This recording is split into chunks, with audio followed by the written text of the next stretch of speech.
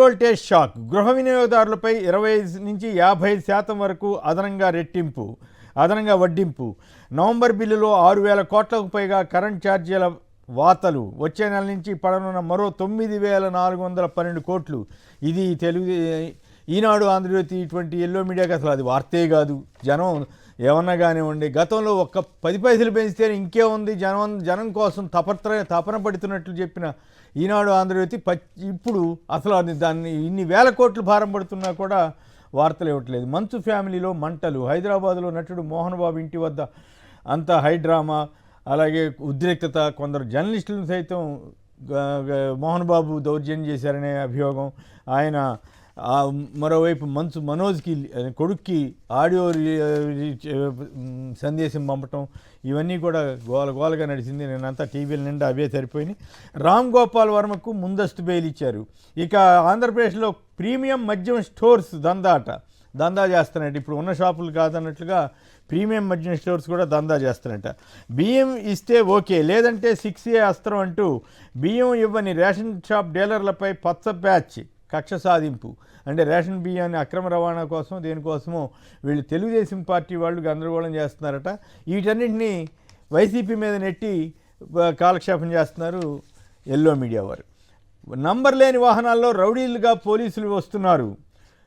మఫ్టీలో వచ్చి YCP social media దళిత కార్యకర్తలను అక్రమ అరెస్టులు చేస్తున్నారు. రాష్ట్రం నలుమూలల నుంచి కేసులు పెట్టి జైళ్లలో మగ్గబెడుతున్నారు. బెయిల్ ఇచ్చే కేసుల్లో 41A నోటీస్ ఇవ్వాల్సిన చోట పోలీసులు మాన్యువల్ పాటించడం లేదు. పోలీసులకు ఈ లైసెన్స్ ఎవరిచ్చారో ప్రభుత్వమే చెప్పాలన్న YSR Congress party legal cell అధ్యక్షుడు ఎం మనోహర్ రెడ్డి.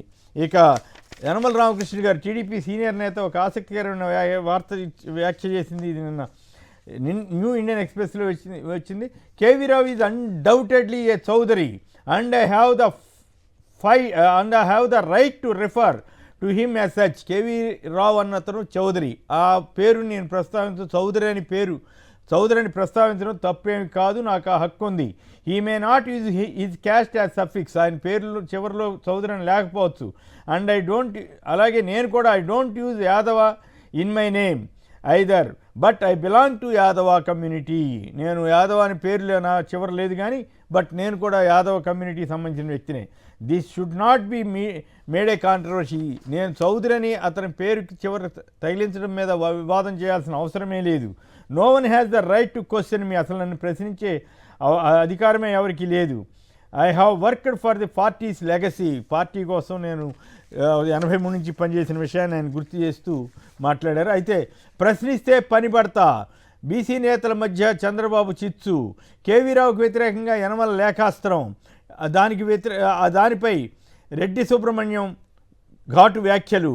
ఇదంతా కూడా సీఎం సూచనల మేరకే అంటున్న నేతలు.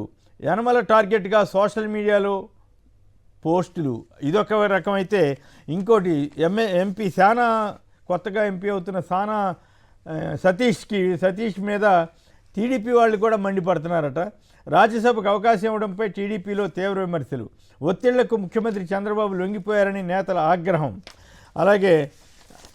అలాగే ఈ నాగబాబు పవన్ కళ్యాణ్ల వ్యవహారం మీద కూడా వాళ్ళు ఒకే కులానికి సంబంధించిన వాళ్ళు, నాగబాబు గారు అసలు వారసత్వ రాజకీయాలకు వ్యతిరేకమని పవన్ కళ్యాణ్ గారు చెప్పి ఇప్పుడు నాగబాబుకి ఇవ్వటం, ఒకే కులం వాళ్ళకి పదవులు ఎట్లా ఇస్తారని గతంలో టీడీపీ ఉన్నప్పుడే ప్రశ్నించినటువంటి పవన్ కళ్యాణ్ గారు ఇప్పుడు మొత్తం 4 పదవులు ఇస్తే మంత్రి పదవులు 3 కాపులకి 1 కమ్మాకి ఇచ్చారు అనే దాని మీద కూడా టీడీపీ నెటిజన్లు, టీడీపీ సోషల్ మీడియాలో కానీ, అంటే social media official social media కాదు, టీడీపీ అభిమానులే ప్రశ్నిస్తున్నటువంటి తీరు. ఇక పేదల బియ్యం బొక్కింది వైకాపా ప్రభుత్వంలో పెద్దలంట.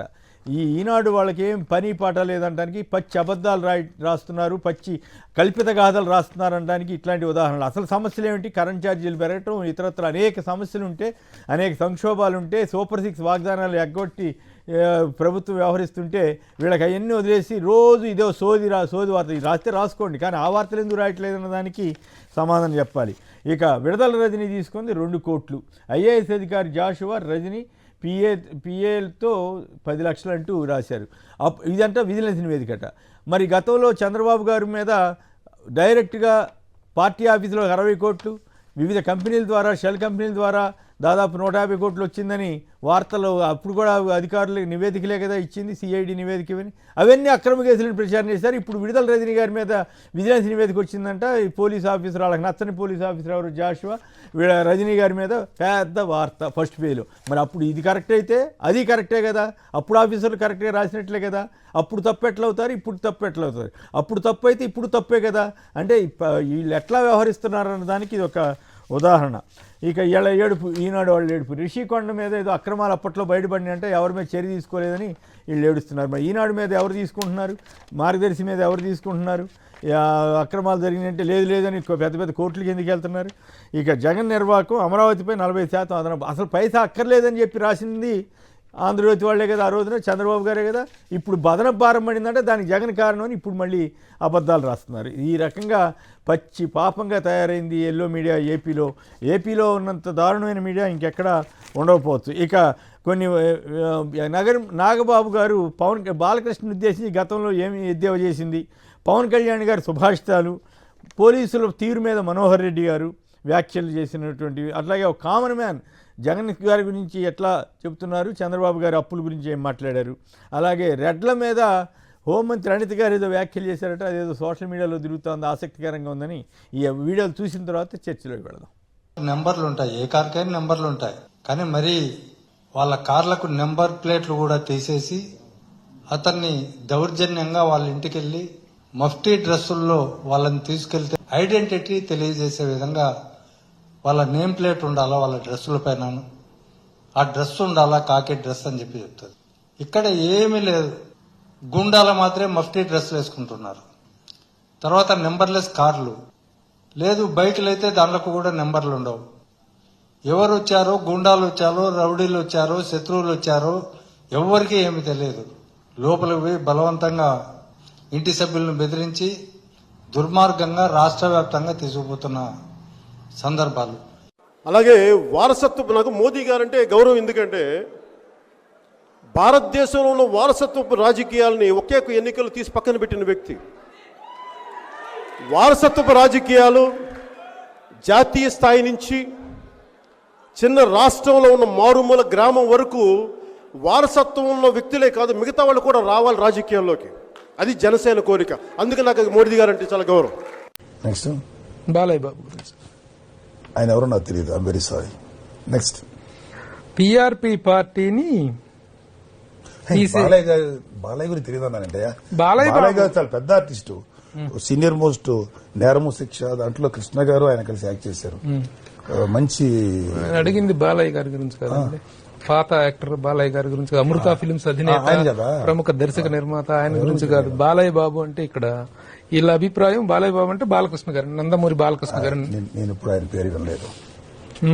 Next question please. ఈ ప్రశ్నని ఇంకో గొప్ప ప్రశ్న ఏంటంటే, బాలయ్య బాబు గురించి పేరు వినలేదని చెప్పడం అనేటువంటిది ప్రయోజన. ఆర్టిస్టులుగా మీరందరూ ఒకే కుటుంబం, కానీ పొలిటికల్ రైవల్లీలో ఆ మాట మాట్లాడుతున్నారా, ఆ కాంటెక్స్ట్ లో మాట్లాడుతున్నారా? ఎవరు తెలియదండి బాబు, ఎప్పుడు ఆ పేరు ఉండదు. నిజంగా రాజ్యాంగ స్ఫూర్తిని అర్థం చేసుకుంటే అన్ని కులాలకి, అన్ని వర్గాల వారికి సమాన ప్రాతినిధ్యం, ప్రాతిపదికత ఇవ్వాలి. కానీ ఒక్క కులంతోటే అన్ని పదవులు నింపేస్తానంటే I'm against ruling caste concept. పాలించడానికి మేమే ఉన్నాం, మిగతా వాళ్ళు పాలింపబడటానికే ఉన్నారన్న ఆలోచనకి జనసేన విరుద్ధం, పవన్ కళ్యాణ్ విరుద్ధం. రైట్, అవన్నీ పవన్ కళ్యాణ్ గారి సుభాషితాలు.